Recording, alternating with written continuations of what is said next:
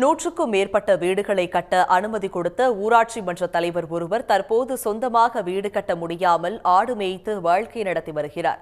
இவரை பற்றிய ஒரு செய்தி தொகுப்பை இப்போது பார்க்கலாம். அரியலூர் மாவட்டம் தலையாரி குடிக்காடு கிராமத்தைச் சேர்ந்தவர் தர்மலிங்கம். 76 வயதாகும் இவர் ஊராட்சி மன்ற தலைவருக்காக 4 முறை போட்டியிட்டு தோல்வியடைந்தவர். இந்த அனுதாபத்தின் காரணமாகவே ஊர் மக்கள் ஒன்று சேர்ந்து பண உதவி அளித்து கடுகூர் ஊராட்சியில் 5ஆம் முறையாக தர்மலிங்கத்தை போட்டியிட வைத்தனர்.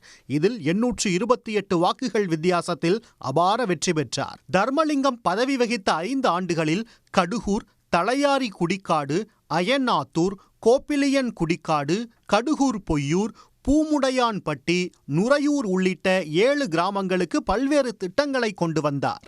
எல்லார் வீட்டுக்கு ஒரு பைசாவோட பணம் வாங்காம எல்லாருக்கும் வீடு போட்டு கொடுத்தாரு.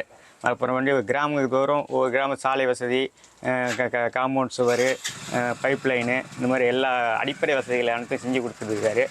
தனது கணவர் ஊராட்சி மன்ற தலைவராக இருக்கும்போது டீ கூட தனது சொந்த செலவில்தான் குடிப்பார் என்றும், மாறாத நேர்மையுடன் தனது தலைவர் பதவியை பூர்த்தி செய்தார் என்றும் அவரது மனைவி செல்வமணி பெருமையுடன் கூறுகிறார். நேர்மை, பஞ்சாயத்து காசுல 1 ரூபா நான் திங்க மாட்டேன். நான் ஒரு புள்ள வச்சிருக்கேன், எனக்கு இந்த வாட்ஸ்அப் வேண்டாம், நான் 1 ரூபா எனக்கு வேணான்னு நேர்மையாக இருந்தார். அதனால் டீ குடித்தது கூட பஞ்சாயத்து காசில் ஒரு டீ குடிக்கல, ஒரு பஞ்சாயத்து காசில் 1 கிலோ அரிசி வாங்கிட்டு வரல, பெட்ரோலு பஞ்சாயத்து காசில் பெட்ரோல் போடல.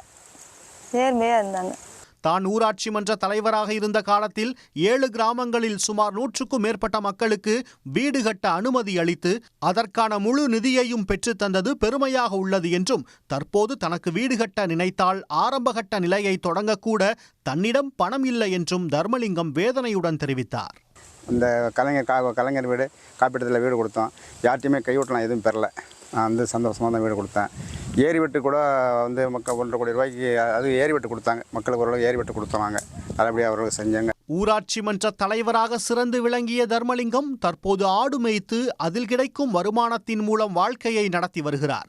தனது பதவி காலத்தில் அரசு நிதியின் மூலம் 100க்கும் மேற்பட்ட வீடுகளை கட்ட வழிவகை செய்தவர் இன்று சொந்த வீடு கட்டுவதற்கு வசதி இல்லாமல் மற்றவர்களின் உதவியை எதிர்நோக்கி நிற்கிறார்.